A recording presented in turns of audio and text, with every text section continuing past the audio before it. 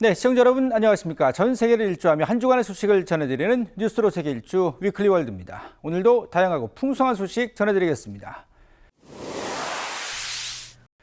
첫 번째로 준비한 소식 유럽 소식입니다. 기후변화로 세계 곳곳에 바닷가가 사라지고 있습니다. 해수면이 상승하고 폭풍, 해일이 잦아지면서 해안이 침식되고 있는 건데요. 각국 정부와 주민들은 여러 대응책을 강구하고 있지만 본질적인 해결책은 찾지 못하고 있습니다. 지난달 말 남아메리카 칠레 해안가에 쓰나미 주의보가 내려졌습니다. 러시아 캄차카 반도에서 발생한 규모 8.8의 강진 여파가 태평양 너머까지 미칠 우려가 있었기 때문입니다. 이번 사건은 칠레의 고민 가운데 하나인 해안 침식에 대한 경종을 울렸습니다. 6,435km의 세계에서 가장 긴 해안선을 가진 칠레는 기후변화로 폭풍과 해일이 잦아지면서 해안이 빠르게 침식되고 있습니다. 특히 북부 아라우카니아부터 남부 로스라고스까지의 해변은 무려 86%가 침식됐습니다. La región de la Araucanía, los litorales arenosos, están también retrocediendo de manera muy rápida. Y también eso ha ido afectando la conectividad, es decir, caminos que debido a la erosión costera han quedado desconectados. 지중해 연안 도시인 이집트의 알렉산드리아도 위기에 놓인 지역입니다. 매년 40개의 건물이 무너지고 있는데 지중해 수온 상승이 해안 침식으로 이어지면서 염분이 모래 바닥을 지나 건물 아래 집안까지 스며들고 있기 때문입니다. أنا كنت عايشة في شقة تانية قبل كده في عمارة وجرى لها ميل يعني إحنا بعد سنتين بقينا عايشين كده مايلين كلنا. 해안 침식으로 국가의 경제 기반까지 흔들리는 곳이 있습니다. 튀니지는 해수면 상승으로 60개 섬이 침수 위험에 놓여 있고 내륙 지역의 바닷가는 이미 35% 이상이 침식됐습니다. 농업과 어업 피해는 물론이고 기반 시설과 관광업 등이 해안가에 몰려 있기 때문에 타격이 큽니다. 세계은행은 튀니지가 해안 침식으로 매년 GDP의 약 2.8%를 손실하고 있다고 추산합니다. وعوامل بشرية هو تركيز العديد من المباني مباشرة على الساحل واللي أعاق النمو الطبيعي للسواحل والشواطئ في قرقنا. 각국 정부는 방파제를 쌓거나 바닷가의 모래를 다시 채워 넣는 방식으로 대응하고 있습니다. 하지만 이런 대책은 해안 침식의 위험을 조금 늦춰줄 뿐 근본적인 해결책은 아니라는 지적입니다. 2년 동안 장대한 여행을 마친 대형 범선이 런던 타워브리지를 배경으로 템스강에 정박했습니다. 다윈 200팀은 찰스 다윈이 탐험했던 항로를 따라 항해하며 바다에서 플라스틱 쓰레기를 수거했는데요. 그 쓰레기로 만든 조각품이 갑판 아래 전시됐습니다. 예술가 레이 체프가 만든 플라스틱 재활용 바비 인형인데요. 섬뜩하게 보이기도 하는 작은 인형은 해양 오염을 상징한다고 합니다. 폴란드 도시 그단스크에서 운영하던 아이스크림 가게가 사라지고 남은 자리. 중세 기사 해골이 온전한 모습으로 발견돼 화제를 모았습니다. 1962년부터 운영됐던 아이스크림 가게가 문을 닫은 후 역사적인 도시 중심가 지역의 유적지 발굴 작업이 진행됐는데요. 그곳에서 발견된 석회암 묘비에는 사슬 갑옷과 사슬 바지를 입고 검과 방패를 든 기사가 묘사되어 있었습니다. 고고학자들은 이 묘비 예술품이 권위와 높은 사회적 지위를 상징한다고 분석했습니다. 크로아티아 서부 반도 지역 사람들에게 자부심 원천으로 통하는 보스카린 소가 행진합니다. 흰색이나 밝은 회색 털, 커다랗게 굽은 뿔, 근육질 체격을 가졌다는 것이 특징인데요. 한때 보스카린 소는 이스트라반도 농가에서 농부들을 먹여 살리는 중요한 구성원으로 여겨졌지만 점차 트랙터와 농기구로 대체돼 왔습니다. 어느덧 멸종 위기에 처하게 된 소를 오랜 전통을 이어가기 위해 키워왔다는 일부 농부들. 덕분에 보스카린 소는 현재 약 30마리가 남았고 매해 지역 농부들은 보스카린 소를 기념하는 축제를 개최하고 있습니다. 러시아 동부 캄차카 반도 인근 해안에서 초강도 지진이 발생하자 바위 위에서 편히 쉬고 있던 바다사자들도 깜짝 놀랐습니다. 이 지역은 멸종 위기에 처한 대형 바다사자인 스텔러 바다사자들의 자연 서식지로 알려져 있는데요. 규모 8.8 지진이 섬을 강타하고 바위가 떨어지기 시작하자 바다 사자들이 안전을 위해 바다로 잠수하는 모습이 목격됐습니다. 부디 잘 대피했기를 바랍니다. 시원하게 상공을 가르던 전투기가 급하게 핸들을 꺾습니다. 그 여파로 해변으로 곤두박질 치는 듯한 아슬아슬한 비행을 보였는데요. 스페인 아스투리아스 히온에서 열린 에어쇼에 참가한 F-18 전투기가 갑작스레 나타난 새떼를 피하려고 한 겁니다. 조종사의 능숙한 조종 덕분에 새들과 충돌도 피하고 항공기 손상이나 인명피해도 발생하지 않았다고 하네요. 네덜란드 암스테르담 운하에서 플라이 보딩 쇼가 펼쳐집니다. 연례 프라이드 운하 퍼레이드가 진행 중인 모습인데요. 다채로운 보트 80척이 네덜란드 수도의 수로를 항해하며 행사를 함께 꾸몄습니다. 운하 양쪽 강둑에서는 무지개색 옷을 입은 사람들이 관람 보트를 타고 퍼레이드를 응원했는데요. 1996년에 시작된 프라이드 암스테르담은 세계 최대 규모의 프라이드 축제 중 하나입니다. 네, 이어서 만나볼 대륙 아프리카입니다. 아르간 오일은 미용과 건강에 좋다는 인식으로 전 세계적인 인기를 끌고 있는데요. 하지만 원산지인 모로코에서는 부작용이 일어나고 있다는 건데요. 수요가 급증해서 생태계가 파괴되고 대기업의 등장으로 전통적인 지역 협동조합이 위협받고 있습니다. 가뭄과 황폐한 토양을 견디며 살아온 아르간 나무. 모로코 남서부는 아르간 나무가 자연적으로 자라는 세계 유일의 지역으로 수백 년간 이 나무를 지켜온 전통 재배지입니다. 그런데 최근 아르간 오일 수요가 급증하면서 숲이 심각한 위기를 맞고 있습니다. En premier, c'est les changements climatiques. La région a connu 6 années de sécheresse quand même, successifs, ce qui fait qu'il y a moins de produits, moins d'affillage. 수확 시기를 무리하게 앞당긴 탓에 나무 자체에도 큰 타격을 주고 있습니다. 숲에 휴식기를 주며 생태 회복을 유도하는 전통적인 관리 방식인 아그달도 흔들리고 있습니다. الفترة ديال التجميع ديال الافياش اللي هي شهر 8 ما بقاش كتحترم لان تيتم القطف ديالو قبل من الوصول ديال الوقت ديالو هذا كيأثر على الجودة ديال الزيت وكذلك تيأثر حتى على الشجرة لان الشجرة ديال الأرغان كما هو معروف. 모로코의 베르베르 여성 공동체들은 수백 년간 수작업으로 아르간 오일을 추출해 왔습니다. 2014년에는 이 공동체의 전통 지식과 기술이 인류 무형 문화유산으로 등재되기도 했습니다. 그러나 산업이 커질수록 이들의 몫은 줄어들고 있습니다. 특히 올베아 같은 대형 수출 기업이 아르간 오일 수출을 장악하면서 협동조합이 설 자리는 줄어들었습니다. نعيش كيس من مزي اي اللي غنقول سغيلات نتسول تانا يا عيشنا تانا ننتفع تانا يا عيشنا. 결국 이 지역 여성들과 숲은 점점 더 벼랑 끝으로 몰리고 있는 상황. 전문가들은 산림 보호와 공정무역 확대 없이는 아르간 오일 산업 자체가 위태로울 수 있다고 경고했습니다. 사람 혹은 동물을 묘사한 듯한 독특한 조형물들이 전시돼 있습니다. 나이지리아 수도 아부자 박물관에서 열린 나이지리아 예술가들의 작품 전시회인데요.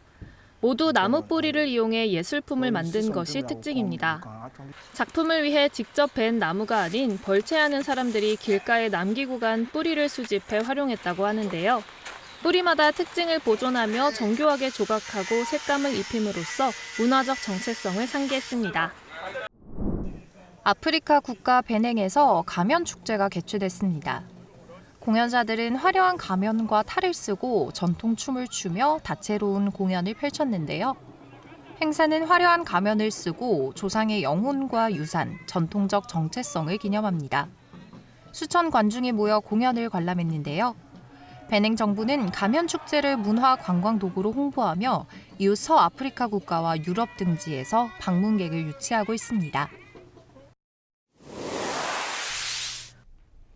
네, 다음은 북아메리카 소식입니다. 트럼프 미국 대통령이 관세 전쟁에서 연일 승전고를 울리고 있습니다. 관세 협상에 나선 나라들이 미국의 무리한 요구를 받아 안고 있는 건데요. 그러면서 트럼프 대통령의 이른바 협상의 기술이 주목받고 있습니다. 하지만 협박의 기술이라는 비아냥도 들립니다. 일본과 유럽연합, 우리나라와는 15%, 베트남은 20%, 인도네시아와 필리핀은 19%, 영국은 10%, 트럼프 미 행정부와 각국이 합의한 상호 관세입니다. 영국을 제외하고는 모두 보통 관세 10%보다 높습니다.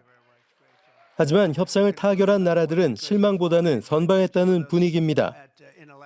트럼프의 이른바 협상의 기술이 빛을 발했다는 평가입니다. 초반에 터무니없이 높은 조건을 제시한 뒤 이후 그보다 기준을 낮춰 양보했다는 인상을 줘 협상을 타결한다는 겁니다. Und Donald Trump hat sich durchgesetzt, indem mit seiner üblichen Taktik erstmal richtig draufhauen und dann nachgeben. Und diese Taktik hat sich wieder durchgesetzt und man muss Donald Trump gratulieren zu seinem Verhandlungsgeschick. 어디로 튈지 예측할 수 없는 트럼프의 캐릭터 자체가 협상 카드였다는 분석도 있습니다. 트럼프가 서명할 때까지 안심할 수 없다는 불확실성이 협상의 지렛대로 작용했다는 겁니다. 베트남의 경우 협상팀끼리 관세율을 11%로 잠정 합의했지만 트럼프는 일방적으로 20%의 관세율을 선언했습니다. 일본도 대미 투자액 4천억 달러를 준비했지만 트럼프 앞에서 5,500억 달러로 올려야 했습니다. So it basically means that all our efforts to try to find a deal seemingly has meant nothing for Trump. 트럼프의 수법이 협상의 기술이 아니라 자기보다 약한 상대를 몰아붙이는 협박의 기술에 불과하다는 평가도 있습니다. 실제로 트럼프가 가장 너그러운 협상 상대는 중국. 아이러니하게도 트럼프가 미국의 이익을 침해한다고 가장 비난했던 국가입니다. We're moving along with China. We're doing fine with China. I think it's going to work out very well. We're right in step. I think we're going to have a very fair deal with China. 트럼프의 협상이 과연 성공적인가는 장기적으로 봐야 한다는 시각도 있습니다. 고율 관세가 결국 미국의 물가 상승과 세계 전반의 경제 침체라는 부메랑으로 돌아올 거라는 분석입니다. 네, 트럼프 대통령이 뒤집고 있는 건 국제 무역 질서만이 아닙니다. 기후 정책 역시 거꾸로 가고 있습니다. 온실가스가 인류 건강을 위협한다는 환경보호청의 이른바 위해성 판단을 폐기했는데요. 여기에 따라 각종 환경 규제도 철폐될 것으로 보입니다. 리 젤딘 미국 환경보호청 청장이 위해성 판단을 폐기하겠다고 밝혔습니다. 위해성 판단은 2009년 환경보호청이 내놓은 일종의 과학적 선언입니다. 온실가스 배출이 인류 건강을 위협한다는 내용인데 이 선언을 기초로 각종 환경 관련 규제들이 마련됐습니다. 따라서 위해성 판단 폐기는 환경 관련 규제들을 철폐한다는 뜻이 됩니다. If finalized, today's announcement would amount to the largest deregulatory action in the history of the United States. 젤딘 청장의 이번 발언은 기후 위기를 음모론으로 치부해온 트럼프 대통령의 생각과 일치합니다. 따라서 미국의 환경 정책은 재생에너지를 축소하고 대신 화석 연료 사용을 강조하는 방향으로 향할 것으로 보입니다. 전 세계적인 흐름과는 정반대로 가는 겁니다. 환경단체들은 미국의 기후 대응 종말 선언이라며 기후 재난이 심화하고 공중보건이 위기에 빠질 것이라고 비판했습니다. We want a clean energy future. We want renewables. We want cleaner vehicles. Not only do these save consumers money in terms of utility rates and fuel costs, it also protects our own public health and the well-being. 경제적으로 불합리한 결정이라는 비판도 쏟아지고 있습니다. 기후 정책의 급격한 방향 전환은 전기차 등 글로벌 친환경 산업 경쟁에서 뒤처질 뿐 아니라 관세 정책이 그랬던 것처럼 불확실성만 키울 것이라는 지적입니다. This is especially hard to understand given that China is racing ahead to dominate the world market in the cars of the future. And the Trump EPA is pushing us back to the cars of the past. 반대로 미 트럭 운송협회와 포드 자동차 등 관련 업계는 이번 발표를 반기는 상황. 위해성 판단 폐기는 미국 사회뿐 아니라 지구적으로도 또 다른 논쟁과 갈등을 불러올 것으로 보입니다. 고양이가 나오는 영상을 보고 있으면 저절로 힐링이 된다는 사람들이 많은데요. 미국의 고양이 영상을 매일 수천 편씩 보는 꿈의 직업을 가진 사람이 있습니다. 감독 겸 프로듀서인 윌 브레이드는 고양이 영상을 분석해 75분짜리 고양이 영상 모음집을 제작하는데요. 해마다 공개해온 이른바 고양이 비디오 페스트가 올해로 8번째 작품을 선보입니다. 브레이든의 목표는 많은 고양이 영상 애호가들이 휴대전화가 아닌 극장에서 고양이 영상 시청의 기쁨을 공유하는 것이라고 하네요. 미국 플로리다 남부 해변에 모인 사람들. 수천 명을 이끈 주인공은 성체 붉은 바다거북 페니와이즈입니다. 136kg이나 되는 거대한 몸으로 모래사장을 기어 바다로 향하는데요. 페니와이즈는 배에 부딪혀 껍질에 심각한 타격을 입고 해양생물센터로 구조됐다가 회복했습니다. 페니와이즈는 심지어 알을 품고 있는 것으로 확인됐는데요. 다시 바다로 돌아가기로 한 날, 멸종위기에 처한 해양동물인 붉은 바다거북은 많은 이들의 응원을 받았습니다. 미국 버지니아주 아사티크 해협을 헤엄쳐 건너는 동물들이 있습니다. 칭코티그 섬 야생 조랑말들인데요. 매해 칭코티그 섬에서는 현지 소방서 주최로 조랑말 수영대회가 열립니다. 올해는 특별히 100회를 맞았는데요. 1925년 처음 조랑말떼를 관리하는 의용소방대가 기금 마련을 위해 시작한 대회는 점차 조랑말 수영을 향해 관심이 커지면서 전국 각지에서 방문객을 불러 모으고 있다고 합니다. 미국에서 발생한 단일 번개가 세계 신기록을 수립했습니다. 텍사스 동부에서 미주리주 캔자스시티 근처까지 829km에 걸쳐 발생한 단일 번개는 세계 기상 역사상 가장 긴 번개 섬광으로 인정됐는데요. 이 번개는 사실 2017년 대규모 뇌우 체계 속에서 일어났지만 그 규모를 지금에서야 확인한 겁니다. 연구자들은 모니터링 도구가 개선되면서 앞으로는 몇 년 안에 훨씬 더 극심한 번개 현상이 발견될 것으로 예상했습니다. 원숭이들과 깊은 포옹을 하는 사람들의 표정이 편안해 보입니다. 미국 미시시피주에 있는 영장류 보호구역에서 종종 있는 일인데요. 참전 용사 에이프릴 스튜어트가 외상후 스트레스 장애를 극복하기 위해 설립한 이곳. 스튜어트에게는 동물 사랑이 어려움을 극복하는 방법이었다고 하는데요. 외상후 스트레스 장애를 앓고 있는 그녀의 다른 동료들도 원숭이와 포옹하며 치유를 받고 있다고 하네요. 네, 끝으로 만나볼 곳은 오세아니아 지역입니다. 서호주는 강우량이 적고 토양은 모래가 많아서 척박하기로 악명이 높습니다. 이런 환경은 기후변화로 더욱 악화하고 있는데요.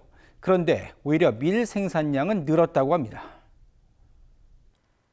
서호주의 땅은 물기가 없어 모래처럼 버석거리고 척박하기로 악명 높습니다. 강우량도 적은 편인데 심지어 기후변화로 점점 줄어드는 추세입니다. 그런데 밀 생산량은 과거에 비해 오히려 늘었습니다. Here in Australia, with our new techniques, we've almost doubled, in some cases tripled our production. So 서호주 농민들은 대다수가 무경운 농법으로 농사를 짓습니다. 밭을 깊이 갈아엎으면 토양의 수분이 날아가기 때문입니다. 대신 제초제로 잡초를 제거합니다. 경운기 대신 다른 농경기를 사용해 밭을 고르고 토양의 산성도를 낮추기 위해 석회도 뿌립니다. 흙을 부드럽게 만들어 수분을 더 많이 흡수하고 유출을 최소화하는 것이 핵심입니다. By reducing tillage, it means that we can keep more of our soil undisturbed, the organic matter where it can naturally break down, and we're not disturbing the soil biota, especially. 그 결과 1980년대 초 강우량 1mm에 헥타르당 3.3kg이었던 밀 생산량은 2024년 기준 9.3kg으로 3배 가까이 늘었습니다. 호주 전체로는 1980년대보다 매년 15,000만 톤 더 많은 밀을 생산할 수 있게 됐습니다. 밀 수출량도 지난 40년 동안 2배로 증가해 연간 2천만 톤을 넘어섰습니다. We used to feed 1 billion, became 2 billion, now 6, now 8 billion. A lot of people depends on Australian wheat going overseas because. 하지만 미국 농무부 자료에 따르면 호주의 헥타르당 평균 수확량은 여전히 미국이나 중국 등에 비해서는 적습니다. 또 환경 오염에 대한 인식이 높아지면서 제초제나 합성 비료 사용을 자제하는 분위기입니다. 기후 변화를 극복하고 동시에 적응하기 위해 서호주 농부들은 오늘도 새로운 농법 혁명을 탐구하고 있습니다. 호주 북동부 외딴 열대우림 캐노피에서 새로운 종의 대벌레가 발견됐습니다. 날개가 달린 곤충으로 길이는 약 40cm, 무게는 44g에 달했는데요. 성인 남성 팔뚝만한 크기의 커다란 날개와 길쭉한 발이 위협적입니다. 언뜻 보면 나뭇가지와 구별할 수 없게 생겼다는 점도 독특한 특징인데요. 얇은 몸통에서 날개를 펼친 자태가 신비롭기까지 하네요. 중국 곳곳에서 한 연주팀이 독특한 악기를 연주합니다. 매번 새로운 악기를 선보이며 색다른 재미를 선사하는데요. 식자재인 당근부터 시작한 악기 제작은 다양한 집안 물건과 건축 자재까지 활용하게 됐습니다. 프라이팬, 기타, 벽돌로 조각한 중국 전통 오카리나, 잎채소로 만든 관악기 등 그의 창작품들은 소셜미디어에서도 큰 인기를 끌고 있는데요. 시치차오는 인기에 대한 보답으로 환경의식을 고취하려는 노력을 이어가고 있습니다. 일반적으로 냄비에 담아먹는 훠궈가 여름철 색다르게 변신했습니다. 중국은 최고 기온이 섭씨 40도가 넘어가면서 폭염경보를 발령했는데요. 피서를 즐기기 위해 나선 사람들이 훠궈를 수박통에 담가 먹기로 한 겁니다. 독특한 방식이지만 시원함 하나는 보장할 것 같은데요. 수박맛 훠궈가 취향이 아닌 사람들은 물속에서 일반 훠궈를 먹는 걸 선택했네요.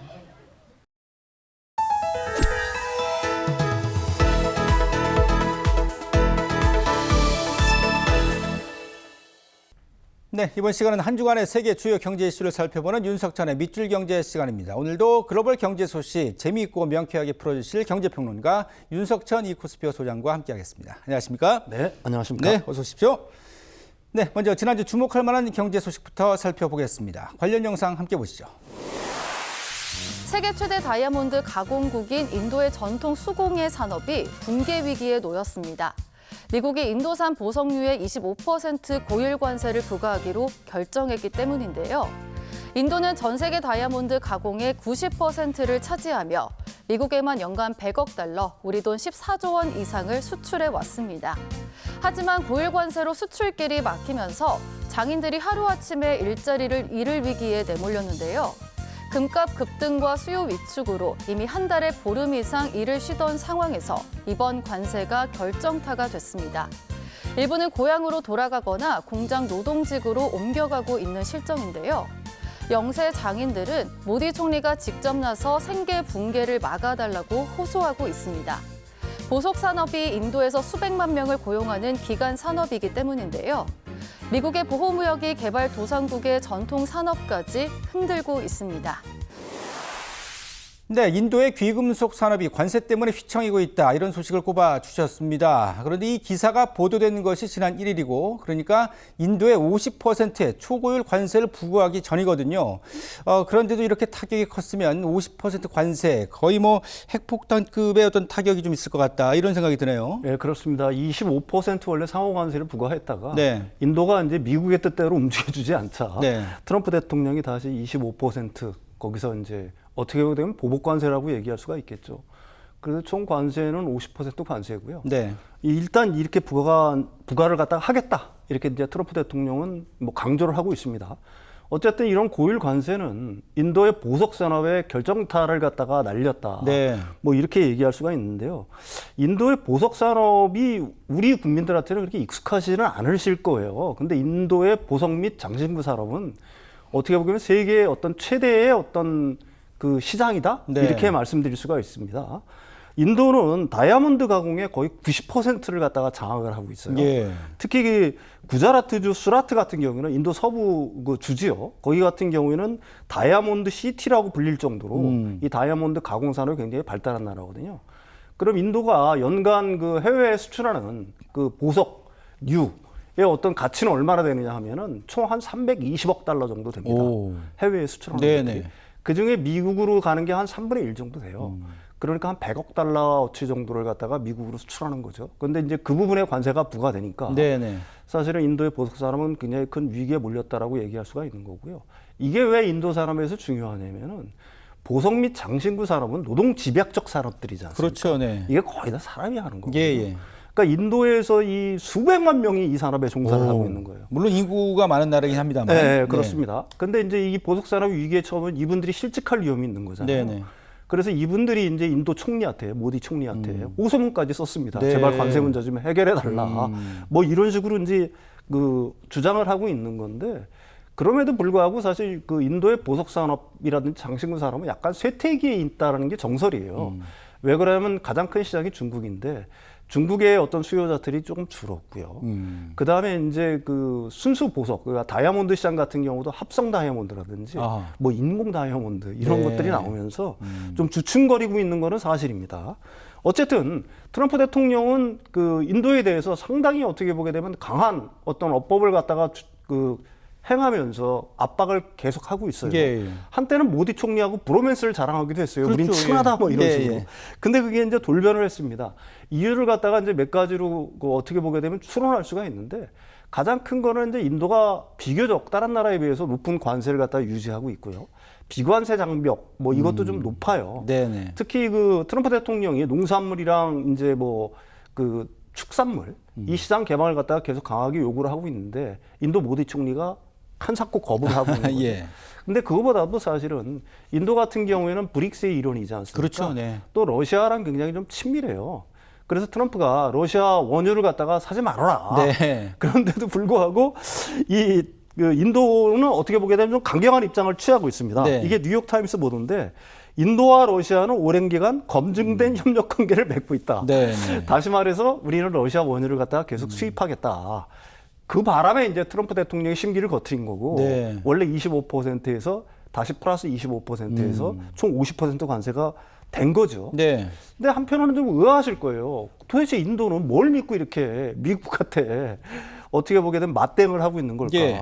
다른 나라 같으면은 이런 고율 관세에 뭐 진짜 막 미국으로 달려가면서 읍소를 하면서 좀 낮춰달라고 할 텐데 인도는 비교적 강경한 입장을 취하고 있거든요. 그렇죠. 예. 그 이유에 대해서 여러분들이 좀 궁금하실 수가 있는데 이게 안보나 경제 두 축에서 사실은 인도는 슈퍼을입니다. 슈퍼을.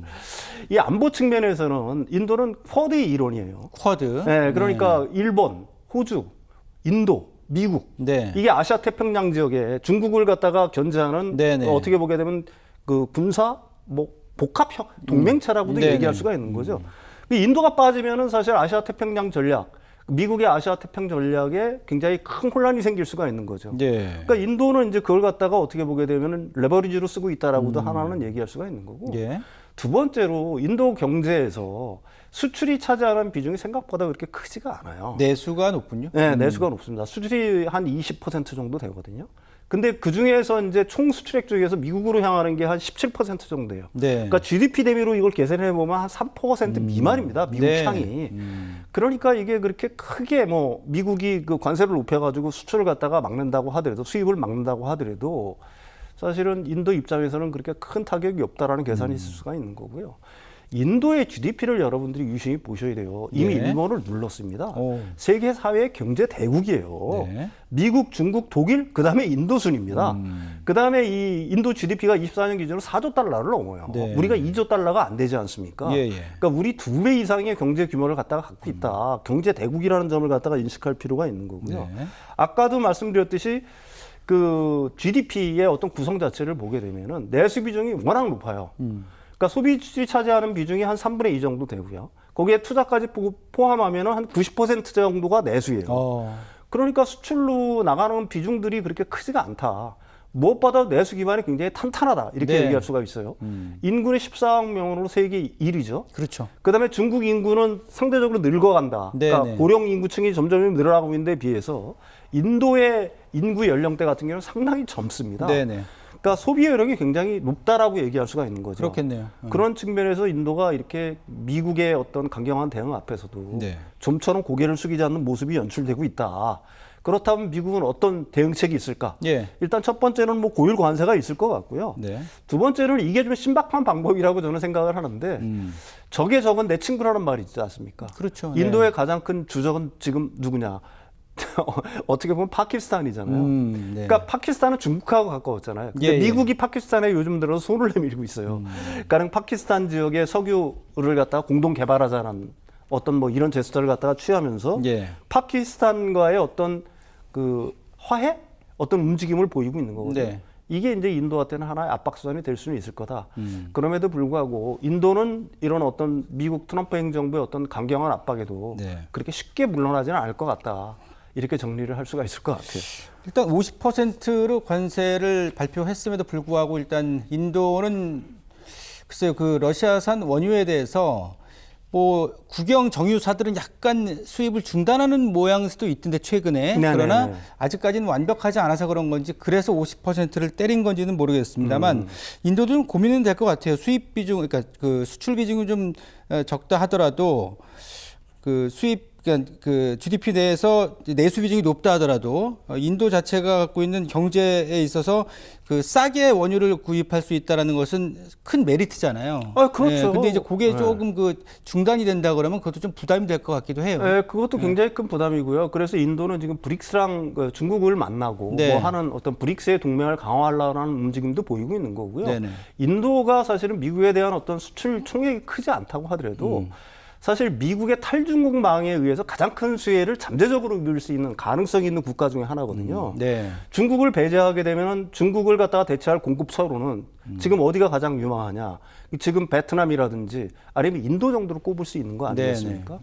그러니까 인도가 만약에 미국하고의 어떤 이런 어떤 반목 이런 것들이 계속 된다라고 하게 되면은 사실 그 지금 그 중국에서 빠져나오고는 다른 쪽 어떤 기업들 같은 경우가 인도보다는 사실은 베트남이라든지 아니면 다른 동남아를 선택할 수 있는 가능성은 점점 좀 많아지게 될 테니까 네네.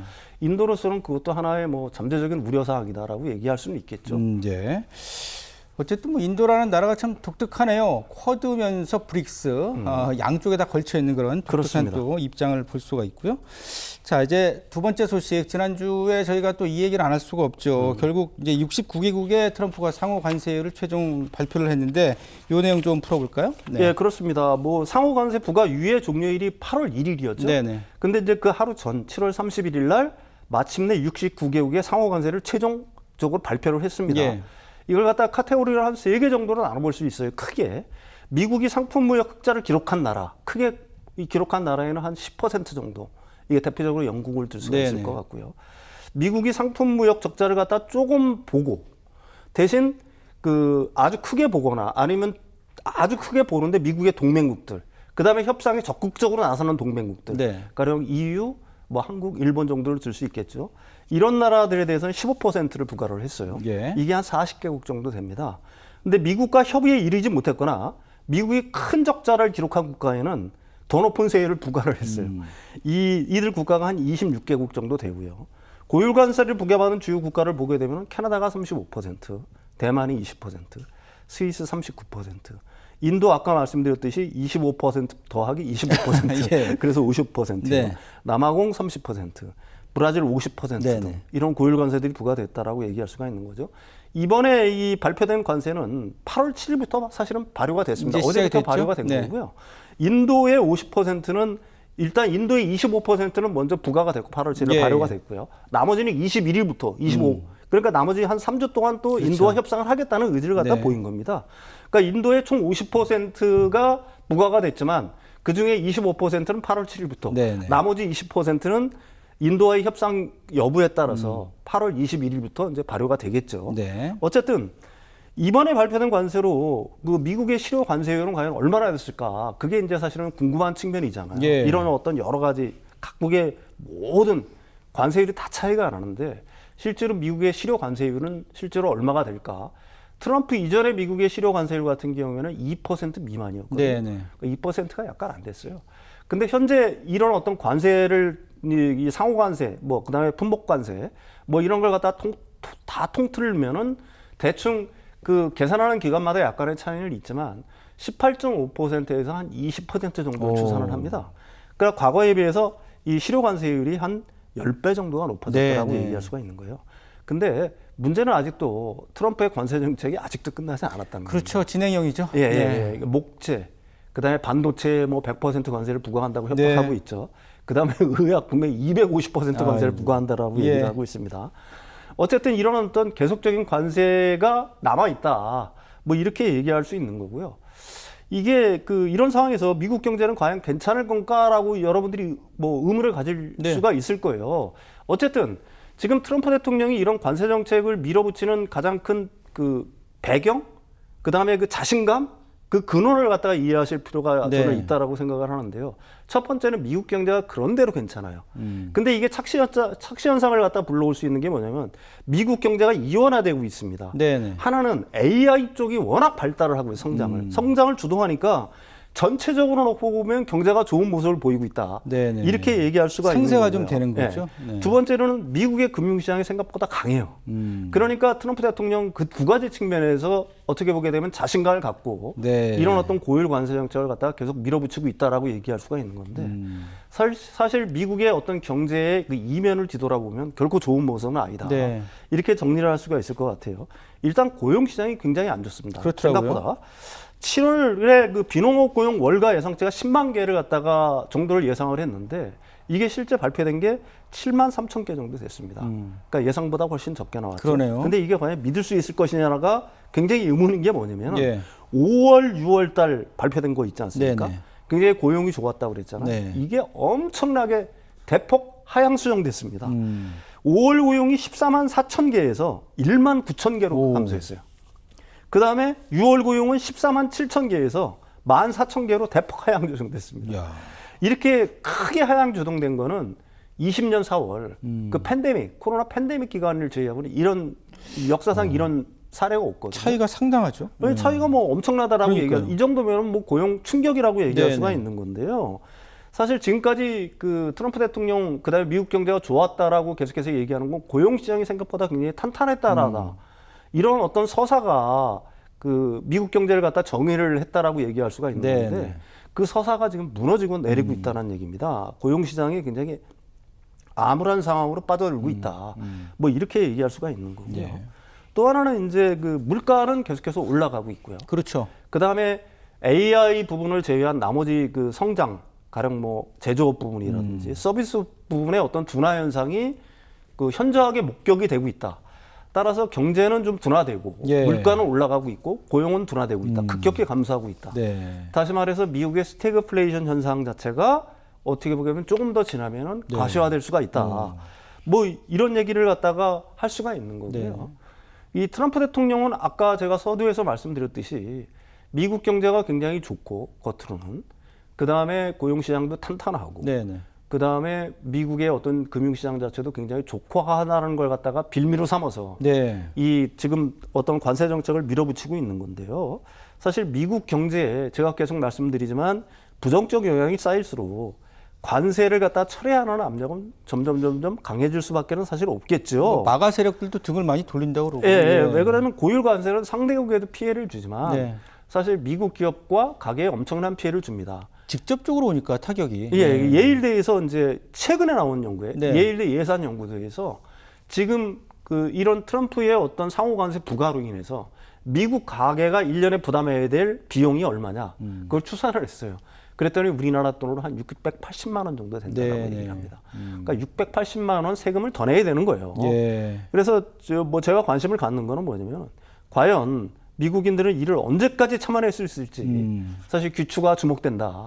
뭐 이렇게 얘기할 수가 있을 것 같습니다. 근데 지금 뭐 말씀해 주신 것처럼 만약에 이제 본격적으로 관세 영향이 나쁜 쪽으로 각종 지표상에서 드러나게 되면 트럼프는 뭐 이렇게 대응할 만한 카드가 있을까요? 예를 들어서 이제 좀 아이러니컬하게 고용 지표가 나빠지면서 뭐 9월 연준에 금리 인하 가능성은 높아진다는 얘기는 있긴 한데 어쨌든 나머지 뭐 물가 특히 물가가 많이 올라가서 실질적으로 미국민들이 받는 생활의 타격이 크다면 이걸 계속 버텨라라고 할 수가 있겠는가? 그래서 중간권 선거도 있고 한데 내년에 그렇죠? 그래서 지금 스티븐 미너라든지 자신의 핵심 참모들을 FED 이사로 지금 임명하려고 하는 스탠스를 보이고 있는 거죠. 결국은 이제 트럼프 대통령도 미국의 경기 아니면 고용 시장 자체가 둔화될 거라는 걸 알고 있어요. 이 정책으로 인해서. 그래서 선제적으로 만약에 그런 사람들이 들어간다 그러면 금리를 대폭 내릴 거고요. 양적 완화할 거고요. 뭐 과거 코로나 어떤 대응 초기에 우리가 봤던 것처럼 연준이 이제 돈풀기에 나서면서 미국 경제를 갖다가 바치겠죠. 네. 그걸 갖다가 이미 트럼프 대통령 측에서는 사실은 어느 정도 대비를 하고 있는 거 아니냐. 뭐 이런 생각을 지을 수가 없는 겁니다. 참, 양적 완화를 예상해 볼 수가 있겠다 이런 말씀이고 어쨌든 미국 빅테크 기업들도 사실 AI 관련해서 관세가 이렇게 올라가게 되면 자국내 피해도 클 텐데 말이죠. 여러 가지로 좀 변수가 많은 것 같고요. 자, 이제 다음 주에 살펴볼 소식 중에 하나가 이제 최근에 저희 마스가 프로젝트 잘 아시죠? 요 내용도 좀 들어가 있는데 미국의 이제 해양 패권을 다시 한번 되살릴 수 있을 것인가? 바꿔 말하면 이제 조선업이 부활할 것인가? 뭐 이런 얘기예요. 그렇죠? 네네네. 그렇습니다. 미국이 우리나라랑 그 관세 협상을 한 가장 큰 이유. 그다음에 관세 협상이 끝난 이후에 트럼프 대통령이 엄지손가락을 이렇게 엄지척을 딱 했잖아요. 그게 결국은 우리나라가 제시한 마스가 프로젝트 때문이었다. 마스가 프로젝트라는 게 뭐냐면 미국 조선업을 다시 위대하게라는 거거든요. 그렇죠. 그게 왜 이제 미국 그럼 도대체 미국 조선업이 어떤 상황이기 때문에 우리가 제안한 그 마스가 프로젝트에 엄지척을 했을까? 이 부분에 대한 어떤 설명을 드려보려고 이번 컨텐츠를 갖다가 그 설명 만들게 됐는데요. 일단 미국은 해양 패권을 갖다가 거의 상실할 위기에 사실은 처해 있습니다. 미국 전략문제연구소에 따르면 미국의 선박 건조 능력은 중국에 완전히 밀려 있는 상태예요. 예, 그렇더라고요. 그러니까 이게 이 말만으로는 사실 이해가 안 가실 텐데 중국의 선박 건조 능력은 미국의 2배도 아니고 23배도 아니고 232배에 달합니다. 자그마치 200배 이상 차이가 나고 있다는 얘기예요. 그러니까 중국 해군은 현재 세계 최대 규모의 함정을 보유 중이고요. 그러니까 24년 기준 중국은 370척을 보유하고 있고요. 반면 미국은 247척이에요. 이미 미국이 보유하고 있는 함정 수를 갖다 훨씬 앞질렀다라고 얘기할 수가 있는 거고요. 향후 5년 내 중국은 이를 갖다 늘려서 475척까지 늘릴 예정입니다. 근데 반면 미국은 같은 기간 11척을 늘리는데 불과하니까요. 총 285척이죠. 그러니까 시간이 지나면 지날수록 미국과 중국의 어떤 군함, 그 어떤 대수에서 굉장히 점점 격차가 벌어질 거다. 뭐 이런 어떤 추론은 충분히 가능한 거고요. 미 의회 예산국 보고서에 따르면 그 미국도 이제 그걸 갖다가 알고 있지 않습니까? 그래서 매년 한 55조 원 정도를 투하하려고 하는 거예요. 여기다가. 그런데도 이걸 갖다 30년간 투입해도 미 해군이 현재의 해군력을 유지할 수 있을지 의문인 상황이라는 보고서를 냈어요.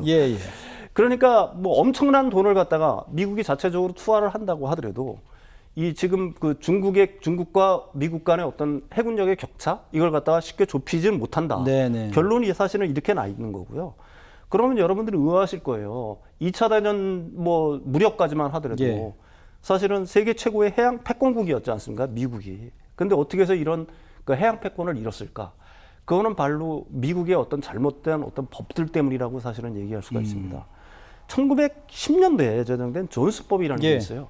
미국 연안에서 돌아다니는 배는 무조건 미국에서 건조돼야 된다는 법입니다.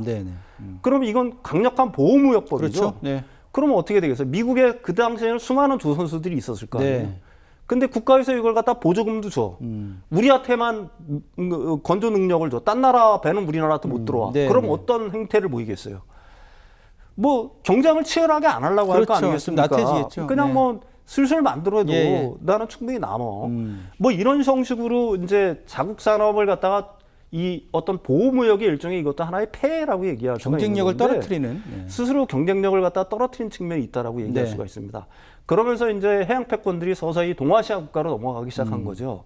가령 일본, 그 다음에 한국, 중국으로 이제 넘어가기 시작을 한 겁니다. 근데 여기에 이제 결정타를 때린 게 뭐냐면은 1980년에 레이건 대통령이 취임하면서 이 조선업에 들어가는 그 보조금을 싹 없애버렸어요. 그러니까 보조금을 없애니까 어떻게 되겠어요? 더 멀리 달아나게 되죠. 아시아 국가들은. 더 멀리 달아나게 되는 거 또 뭐냐면은 기존에 있던 조선소들 문을 닫을 수밖에 없는 거예요. 이미 경쟁력을 상실했으니까. 뭐 더 이상 어떻게 경쟁을 할 수가 없으니까 수많은 조선소들이 문을 전부 다 닫아버리고 살아남은 조선사들이 현재는 미국의 조선사들이라고 해봐야 몇 개가 안 되는 상황인 겁니다. 사실 그러다 보니까 이 이제 그 인력은 여기서 뭐 배출이 될 수가 없는 상황인 거죠. 뭐 좋은 인력들이 배출될 수가 있겠어요? 그러니까 하나오션이 그 얼마 전에 미국의 그 필리 조선소를 갖다 인수하지 않았습니까? 그쪽에 갔더니 깜짝 놀랐대요. 사실 이 선박을 만들 때는 숙련된 용접검이 엄청 필요한 거거든요. 그렇습니다. 그러니까 그 인력 자체가 없으니까 지금 하나오션이 가장 먼저 하는 일은 뭐냐? 그 인력 양성을 갖다가 지금 하고 있는 거거든요. 예. 그만큼 인력 자체가 없습니다. 또 하나는 뭐냐면은 당연히 인프라 자체가 노후화됐을 거 아니에요. 네. 그 하나오션이 인수한 이후에 우리나라 언론에 필리조선소 내부를 갖다가 약간 일부를 갖다가 비춰준 적이 있어요. 그걸 보신 분들이 있을지 모르겠지만, 네. 야, 이게 미국의 공장이야? 이런 느낌을 가지신 분들 굉장히 많을 거예요. 네. 이렇게 낡았어? 그러니까 인프라 자체가 완전히 굉장히 노후화됐다. 네. 사실은 이렇게 얘기할 수가 있는 거죠. 그러니까 어쨌든 미국은 이런 심각한 상황을 갖다가 알고는 있는 겁니다. 일단 지금 이 상태로는 사실 미국의 어떤 해양 패권이라는 건 도저히 유지될 수가 없는 거고, 앞으로 이제 진짜로 그 해군력 이 자체에서도 굉장히 중국과의 격차가 벌어질 수 있겠다는 어떤 위기감 때문에 부랴부랴 이제 트럼프 대통령이 들어오면서 여러 가지 행정명령에 사인을 했고요. 네. 또 하나가 이제 미국 선박법이라는 걸 갖다가 추진을 하고 있습니다. 예. 여기 핵심 뭐냐면 조선소에 그 투자를 할 때는 25% 투자세액 공제를 갖다가 해주겠다는 거고요. 그리고 이제 또 하나는 현대 80척에 불과해요. 네. 미국 국적의 상선이. 근데 이걸 갖다가 10년 내에 250척까지 늘리는 방안을 갖다가 목표를 하고 있는 건데 사실 이것만으로도 부족하죠. 그렇죠. 그러니까 결국은 동맹국과 협력을 할 수밖에 없다. 네. 동맹국 중에서 양산 능력을 갖고 캐파를 가진 국가가 어디냐? 일본은 조선업을 갖다가 사양산업으로 캐파를 늘리지를 않았어요. 네. 미쓰비시라든지 이런 중공업들이. 반면에 우리나라 같은 경우는 그동안에 구조조정도 했지만 세계 최고의 양산 능력도 갖고 네. 있고요. 또 뭐 뭐라고 할까요? 선박 제조 능력에서는 다른 나라에 어떻게 보게 되면은 다른 나라가 따라올 수 없는, 추정할 수 없는 어느 정도의 능력을 갖고 있다. 전문성이 이게 어느 정도, 있다는 거죠. 예, 네. 전문성 자체를 갖고 있는 거거든요. 사실 일본과 중국의 조선소들은 이 선박을 갖다가 건조하는 때 표준화 정책을 썼거든요. 네네. 근데 우리나라는 맞춤형 정책을 써요. 고객이 원하는 대로 맞춰준다. 네. 이게 우리나라가 고부가 가치 선박을 갖다가 수주하는 가장 큰 원인이라고 얘기할 수가 있는 그렇군요. 거죠. 그러니까 미국은 그걸 갖다가 이미 알고 있다는 거고요. 그래서 이제 사실은 한국한테 트럼프 대통령이 먼저 손을 내밀었고, 네. 한국은 이번에 이제 그 관세 협상에서 이 조선업을 갖다가 레버리지를 이용해서 미국한테 마스가 프로젝트를 제안을 했고, 예. 이게 이제 미국 트럼프 대통령의 뭐라고 할까요? 마음을 움직였다라고 예. 할까요? 이렇게 얘기할 수가 있는 건데, 어쨌든 하나오션은 미국의 필리조선소를 갖다가 인수를 했고요. 인수를 해서 현재 그 용접권, 그러니까 거기에 인력들을 갖다가 교육, 훈련시키는 것부터 시작을 해서 향후 뭐 한 1년 내에는 생산성을 한 10배 정도까지 자기들은 높일 수 있다라고 얘기를 하고 있는 겁니다. 그러니까 결론을 놓고 보면 이거예요.